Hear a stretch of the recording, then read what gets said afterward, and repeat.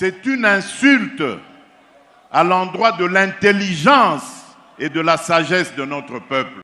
Congolaises, Congolais, ne vous laissez pas tromper. Prenez le temps de lire, prenez le temps d'écouter et surtout, prenez le temps de comprendre. Écoutons d'abord ce qui a été dit.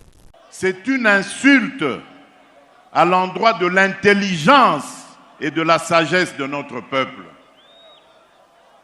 Demander aux Congolais de ne pas revoir leur constitution, alors qu'il y a un fameux article, le 217, qui consacre carrément la vente de notre souveraineté à des États africains.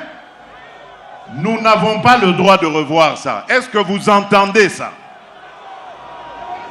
Et il y a des hommes de Dieu qui ont osé prendre la parole pour défendre cette idée. Le président de la République affirme que notre constitution n'est pas bonne. Selon lui, elle aurait été écrite à l'étranger par des étrangers. Il cite notamment l'article 217 en disant qu'il permettrait à la RDC d'abandonner sa souveraineté et donc de mettre notre pays en danger. Mais posons-nous une question simple. Est-ce vraiment ce que dit cet article? L'article 217 déclare que la RDC peut conclure des accords ou des traités avec d'autres États africains comportant un abandon partiel de souveraineté dans le but de réaliser l'unité africaine. En droit, cela signifie simplement que les États peuvent coopérer et créer des institutions communes. Une cour de justice régionale, une organisation économique ou une monnaie commune. Cela ne signifie absolument pas donner nos terres à un autre pays. Car la Constitution elle-même prévoit un garde-fou très clair. L'article 214 dit ceci. Nulle cession, nul échange, nulle adjonction de territoire n'est valable sans l'accord du peuple congolais consulté par voie de référendum.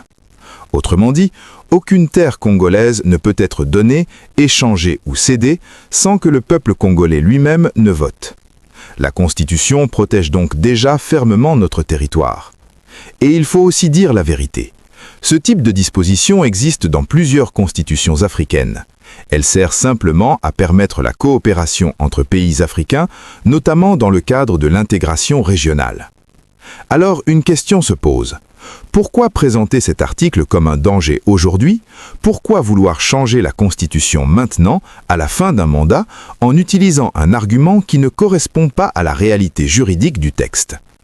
Beaucoup d'analystes pensent que ce discours joue sur une peur très sensible chez les Congolais, la peur de perdre la terre.